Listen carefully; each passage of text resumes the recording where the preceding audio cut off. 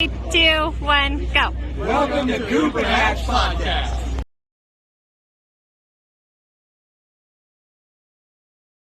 We need our countdown. Countdown. 3, 2, 1. Hello. Whoa, that was good timing. Wow. Look at I got the headphones. Look, I got a new seat. Look, the new mics. Look. There's not a new Carson, but the same Carson. Welcome to Cooper Hatch. This is getting fun. We're adding so much more fun stuff. This is such a awesome learning experience. I'm so glad that we're not doing this in a basement. I don't know how many times I can say that. What are we talking about today? Cars that inspired us, either as we were growing up or now somehow affected us a lot more positively than other cars. Okay, so ones that just kind of stand out in the memory type things, or ones that help influence decisions on cars we make type stuff. Correct. Cool. Well, not like I didn't know what we're talking about. Yeah. So, can't prepare because I'm Try to Boy Scout. try to trick me. Haha, it's a magic. Cool. Let's start with. So we stuck to our normal pattern, where we choose 3 of everything, right? So let's go with. Would be. The car. This is kind of one we would have seen these cars as children, and so that's why it's resonating. It's like, oh man, that's crazy, right? So this is yours. Would you like to explain? Which one? You got Mach. Oh, wait. I need something for this one. You sure do. So I'm not gonna require you wear this further. No, that's fine. That's a good picture. Just don't hit your chest. Well, I don't know if we can advertise for this. That's a good point. Just hit the big picture. The arrows. The arrows, you know. Okay, there we go. Here's your helmet. Most of you will know this car. There you go, sir. Oh, yep, the helmet.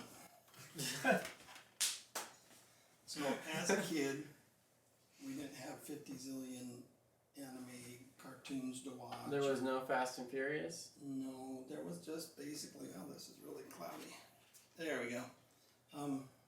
There was Warner Brothers, and one of the cartoons that really stuck out, my favorite, because he was just awesome and he drove fast, he drove a cool car, the Mach, his Speed Racer. Oh yeah, absolute classic. It's clearly a theme that we have going on in the house. Actually, is Speed Racer. These are fantastic. They're awesome. The cheesy, corny, fantastic movie that they made recently. That was so good. When you think about what cars you would have had up going against the Mach series, it would have been Batman's gadgets coming out of the Bat car or the Batmobile, right? Or the Jetsons. Yeah, or it's all Johnny Rocket. This thing's got wings, it's got rockets on it, it can do barrel rolls, it can do backflips, this thing was Inspector Gadget of cars. It can jump better than the Dukes of Hazzards. That is also true. So I already mentioned mine just barely actually. Mine is the Batmobile. So specifically this Batmobile just because it's so ridiculous. The one that's glowing. It's just so ridiculous, and even in the movie when you see it, the fins that they put on the back of this car, because all of them are I won't say all of them, but the ones that you see are rolling models, but the fins are made of this big plastic sheets, and they're they're shaking and whatnot. You're like, oh yeah, that's real secure. But I think you also had one of those as a toy when you were little. I wouldn't doubt it, but it's not just it's the same thing as with the Mach, right? It's the idea of that seems impossible, but someone made it. So it's okay, then it's not impossible. I can do that. So it's kind of the proof of you just dream it, you just do it. I like that. Okay, so we're gonna go to your next one. This would be if you had all the money in the world, first car you're gonna go for. It would definitely be in the top 3. Growing up in San Diego, we were really close to all the Baja races. And there's a lot of companies in San Diego that built race trucks. And so growing up, this is by far messing it all up. I don't remember this actual Bronco. This might be a newer one, but I loved the early first-gen Bronco Baja race trucks because they weren't all lifted. They weren't stupid high, so high you can't even take them off-road. They were just purpose built. They were built to fly. Yeah. These things would hit a jump at 60, 70 miles an hour. I mean, the picture of the first one had, I thought it was a roof when we first saw it, then I saw the back end of that thing. It's a wing. It's a wing. The roof is a wing. It's not even a roof. It's just, it's a wing that happens to be a roof. That's backwards. So, like, if you grew up in Southern California or any time out into the desert, the Bob's Big Boy. say that 10 times fast. Bob's Big Boy. Bob's Big Boy. Bob's Big Boy. I can't. I can't. In Baker, where they have the world's largest thermometer, because every time you're driving across the desert, you had to know how hot it was. The Bob's Big Boy actually had one of the original. Oh, the Bob. That's the race trucks. It was a restaurant. Yeah, the burger. The guy, he had a little curly Q hair and like the overalls. Yeah. Okay, I remember that. There's one of those out of our shop. Not out of our shop, but it's there. But man, that's obviously a great one. Mine happens to be kind of in that same like one-off type stuff. This is so weird because like we've been talking about this episode for a while, but we never talked about the cars that like outside of like Batman and Speed Racer, just because they're relevant, right? But all the other cars, we didn't even talk about this, so it's kind of funny that they just like line up. Because mine's the ProDrive P2. So this... You need to explain this car. Yeah, it's kind of crazy. So ProDrive is an aftermarket company, kind of like how Shelby is, right? And so Shelby made the Cobra, and that was his car, but there's a Shelby Mustang. So that's a Ford that Shelby modified. So ProDrive did like this similar stuff for Subaru. And so it was a Subaru that got a ProDrive build. ProDrive decided to build their own car and stuck a Subaru and an Audi and I believe a Mercedes all together, and this is what you get. It's insane. There's a great episode on Top Gear about this car. So normally the coolest part about this is when you're going in a circle, you're trying to do a donut, and most of the time, unless you're losing traction, you're going to slide out, or you're getting underpowered and you're losing speed. This car doesn't do either of those. It just keeps going in the same circle faster and faster and faster and faster and faster until there's so many G's, your body's just like, okay, we're just going to like escape now. Like, so. I can't imagine what G's that thing's pulling. No, but in the episode of Top Gear, Jeremy Clarkson, this guy he's like top 3 car guys. Like, he's a car guy. Like, I mean, he's been around the world for it and whatnot. But anyways, he's someone we've always looked up to. So he's driven as many cars as you can think of. This dude, in the middle of filming, just stops the car and just leans over and throws up because of how much G's were in this. And this is a guy that's been in like super cars that are even faster than this thing. So that's like the crazy part, is this is not a fast car. It's just a purpose-built vehicle, which is so funny. Like the fact that we both chose that as our second one. And ironically, the third one does the same thing. If it wants to open, let's see. I like my third one. I remember when it came out. Explain when it came out. Oh, no, I'm sorry. I was thinking of the prototype Jag. I just spilled the beans. Well, it is a Jag, but after this many episodes, if someone hasn't figured out that they're going to bring up a Jag at least once in every episode. I switched cars at the very end because this was a car that I tried to buy when I was 23. But my insurance agent said that he could never insure a 23-year-old in this car. Yeah, no, he wouldn't. The funny thing is, this was going to be my second choice of vehicles. So, this is the Jaguar E-Type or XKE. These are unreal beautiful vehicles. Like, they are so good. So the one you were trying to get was a 12 cylinder. So the 12 cylinder is a inline? No, it's a V12. Because That's so long though. That's so it's a V. That means that there's 6 cylinders on both sides. So like in a straight row. right. That's insanely long. Because I couldn't buy this, you've heard me talk about the Jag that I had. I bought a Jaguar Xj12. And eventually the motor went in that. And the reason I bought the Jaguar was because it was the easiest to convert over to a Chevy. Mm-hmm. So I wanted to put a small block in it. That's a Corvette motor. Or Yeah. Corvette Camaro. Yeah, like American Muscle. 350. Yeah. Small block Chevy. So when I went to pick the 12 up from the mechanic that was doing the conversion for me, it filled up the whole back of my little Mazda pickup truck. And because it looked so cool back there, it was so weird, I just left it in there for like a week. I can see why. This thing is enormous. I don't even know huge. what is coming off the side of this motor. There is canisters on top of canisters.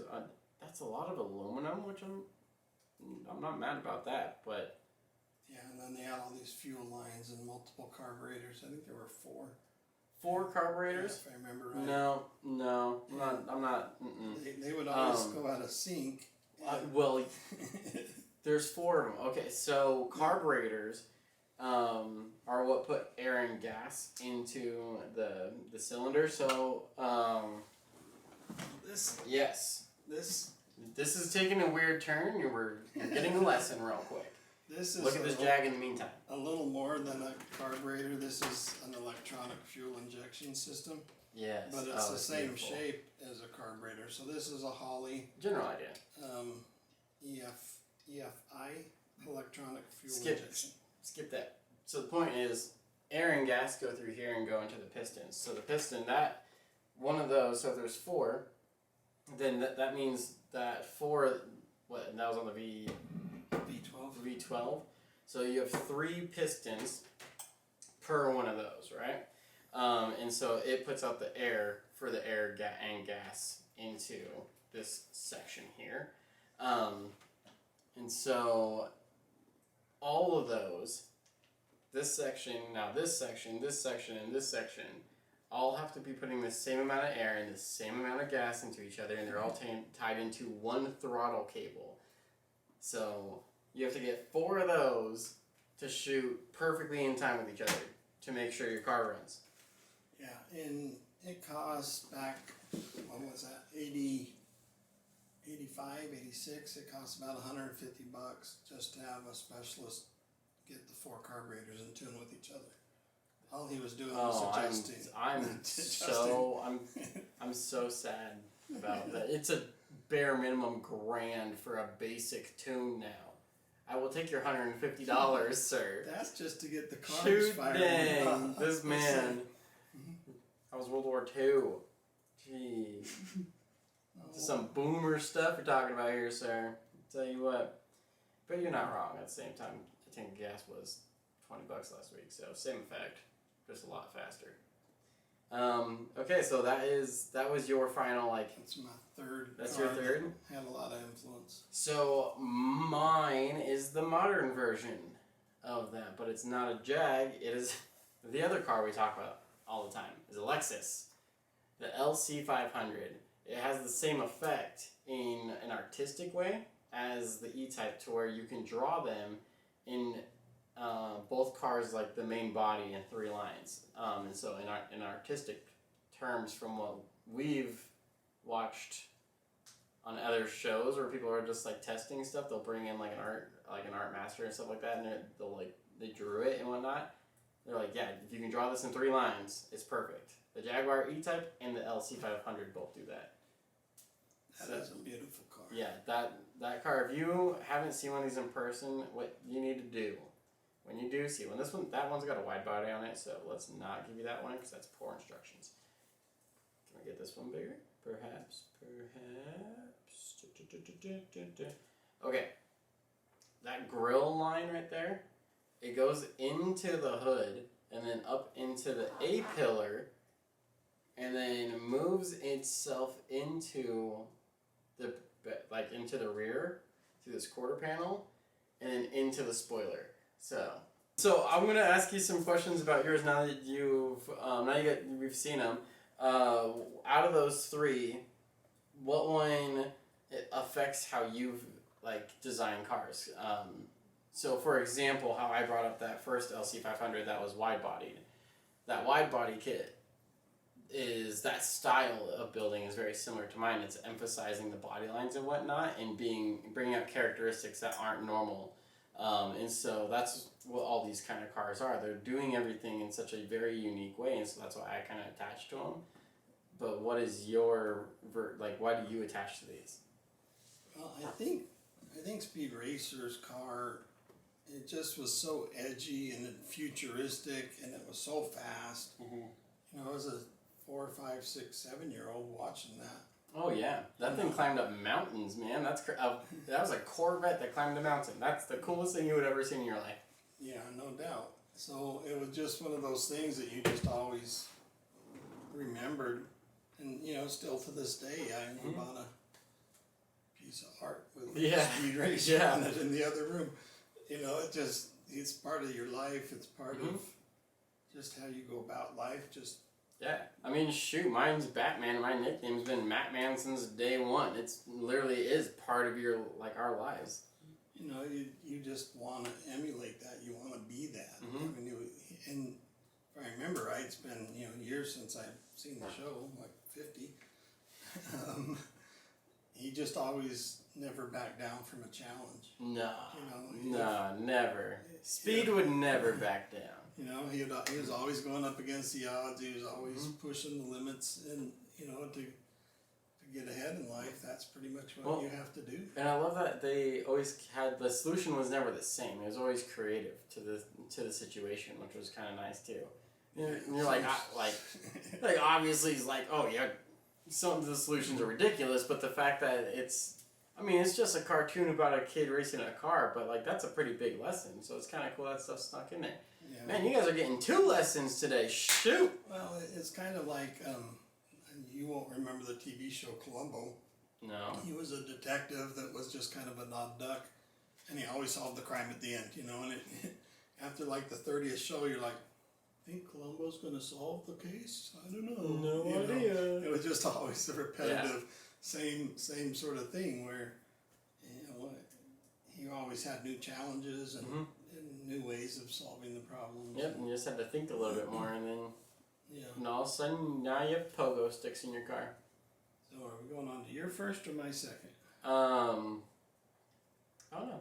What one do you want to talk about? I'll keep going with my second, because this is the Bronco with the wing. Yeah, growing up in San Diego, you had everything, every kind of car culture there was. Including Donk? No, Donk wasn't really around, but at the same time, I still have yet to see a good Donk in Salt Lake, and I do believe when we started this that I did request a Donk to be out here this season. Yeah, so a Donk, where are you guys at? A Donk is where they take like 22, 24-inch wheels and stick them on a normal car. So usually Chevy Impalas are like a real popular Donk. It's a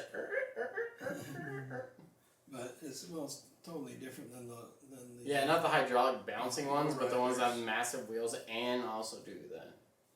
I've never seen a Donk done up as elaborate as a lowrider, where they etch the metal and the paint jobs are insane. The upholsteries. Yeah, very two different purposes.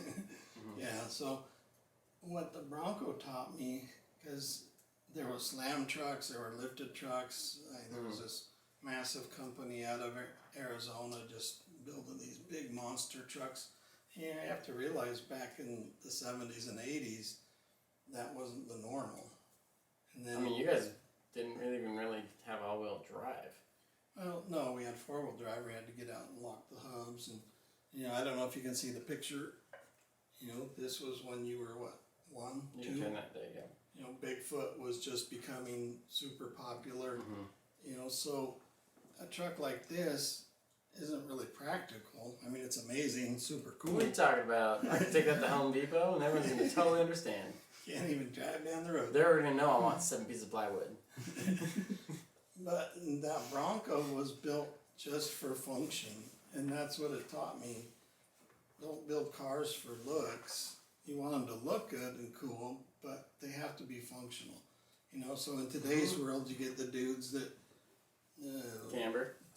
camber so far out that they're almost riding on the rim. You know, you get super tall trucks with short fat wheels now. It's really popular. You know, that's not real practical. I mean, we joke about with my SRT8 Jeep that I got stuck in 2 inches of snow because it had. That's more. We talked about that. That was a tires situation. I know it had all season tires on a 4x Jeep because it wasn't meant for off road, and there was so much power in that thing that it just sat there and spun and spun and spun. So that car wasn't practical for as an off-roader. No. It was practical as a stinking fast tank. It was practical for being like the coolest. That's like, you're the soccer father, not even dad. Like you own them. Yeah, that thing was awesome. It was an awesome Jeep, but that's the scariest cinder block I've ever rode in my life. So, you know, first function, you know, like when I built my Nova, I had about 400 horsepower, but there was no traction, no brakes, no steering. The thing was a death machine. So the first thing was the motor, and then I was going to stick a narrowed rear end underneath it so I could put big fat tires under it. I never took it that far, but the plan was to upgrade the traction, upgrade the suspension, and upgrade the brake system. So it was a fairly safe car. Nothing safe at 100, 120 miles an hour. No. At some point, speed is always going to win. Speed will always win. On the track. That's where you go fast. You know, so the Bronco was just built for pure function, and well, the more that we're thinking about this, I haven't. The Bronco's kind of weird when you think about it because it's an SUV, right? They came out in a time where SUVs were kind of new. The International Scout was kind of like around, Jeeps were kind of around, but like the Bronco kind of like made them. Well, they weren't even called SUVs.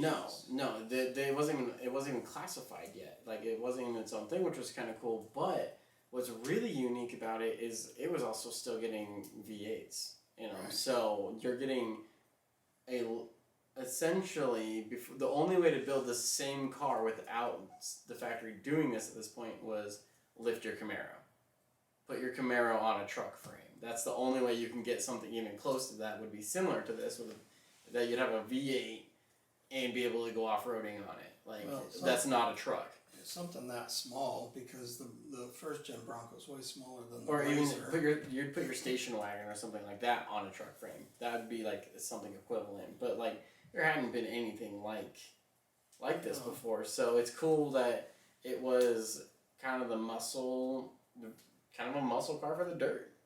Yeah, because the Scout was a little 4-cylinder or 6-cylinder, hey. And some of the... Be nice. We love the Scouts here.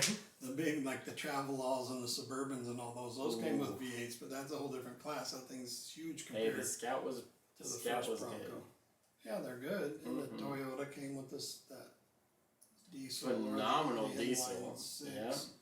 You know, but it just didn't have that Boss 302 power behind it. Yeah, and that's just... And Jeep came out, when AMC owned Jeep, they came out with a V8.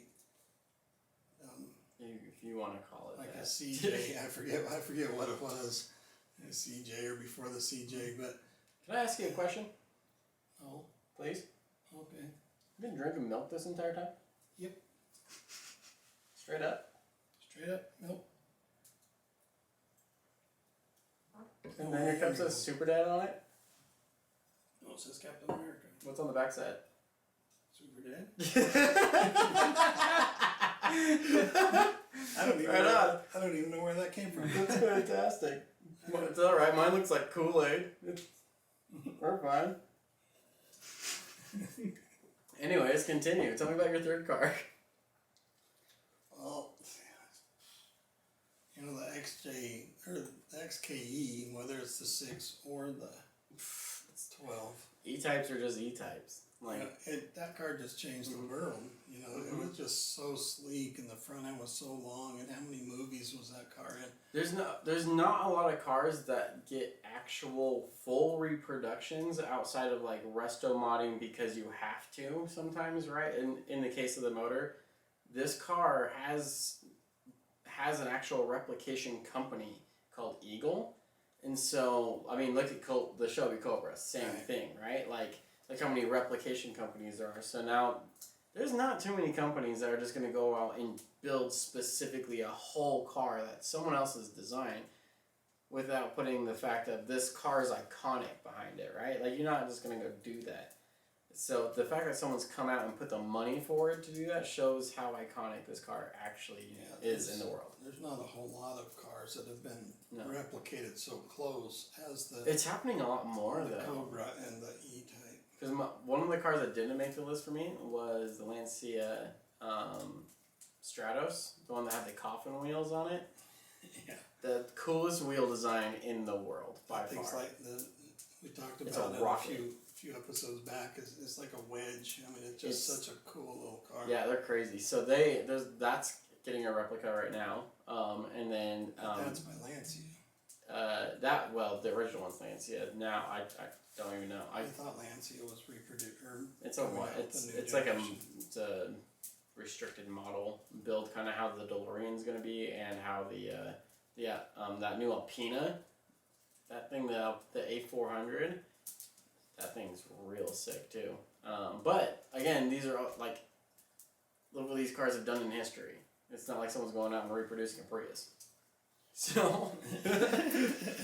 But you can't get a wide body kit for your. You can get one, and Donovan actually, that is on his list of builds, and I appreciate that. Like, what a unique point of view. I love it. Yeah. So, yeah, that's pretty much it. I mean, the E-Type just a classic. Yeah. Car, and you know, from those three, you look at your appreciation for styling and the kind of style, the kind of cars you like moving forward, pretty much all stay the same. You know, I love short little squatty cars, which that's what the Bronco was compared to any other. You know what's super funny is you also love the Scion XB. Yeah, I do. Which is the exact same car, just shrunk down. Yeah. So that is kind of interesting. Yeah. So you just always shoot for the same cars. Even when I was younger, I put. Well, that explains a lot about my design concepts. Let's shove the biggest motor I could into the smallest body, and just because that was cool. You know, they have something so small but with such a big motor. Two of mine technically don't even exist. Two of your choices. Yeah. That explains a lot on why our design concepts are so crazy. That's our bar. Oh, yeah, our Oh bar. my gosh. We set that high on accident, didn't we? Okay. but look at the cars throughout history that we were always drawn to. Yeah. The 944 Porsche. Oh, weird little duck, but holy cow, is it cool. Super cool flares, like a little wide body kit. Mm-hmm. The BMW M from the late 70s, early 80s. The IMSA flares? Yeah, the big box flares. Yeah, big box flares on it. Ooh, the M2 concept with that lightweight version that they did, that was a great one. Well, that's so much of our styling. You know, I talked about falling in love with Lancia from Herbie. Mm-hmm. Herbie Goes to Paris, I think it was, where his girlfriend is a Lancia, and that's just a short, squatty little car. So it's not surprising that just carries on through. You know, almost any shape or size. You know, any off-road vehicle I want is just going to be like a little buggy or just something. Just the same as they've always been. Yeah, some sort of buggy or an old Bronco, first-gen Bronco. I want to talk more about all the cars on both of our lists and their similarities, but we chose them for the exact same reasons unknowingly. So I don't think there's much more to talk about. We chose them all for very specific reasons. We both chose a car that we've seen since we were growing up because that's like the coolest thing we can think of, right? But that is literally the coolest car we can think of. Where the next one is, you chose the Bronco, I chose the P2. Very purpose, very prototype, very specific, handcrafted, quality, purpose-built stuff. And then our last ones are just the definition of elegance on both ends. Like, you've got old school elegance on the E-Type, right, and the LC is for sure on that same level. So it's so interesting how it's just like, oh, okay, like, these are the cars we're going to talk with. Yeah, I love playing these games with you, but why are you so similar to me, sir? Why do you copy me? You got good ideas. I taught you good ideas. So I'm copying you. Oh, look at that. Who knew? It's almost like you're my dad. Not on everything. No, it's true. I did now recently outdrive you, so. Oh, yeah. That was a nice one. On the track and at the golf course. Yeah. Don't worry, you'll pick it back up. You'll get it. You'll get it. I doubt it. No, you're retiring already? Oh no! I'm just accepting the fact that my children have grown up to be better than I am, girls included.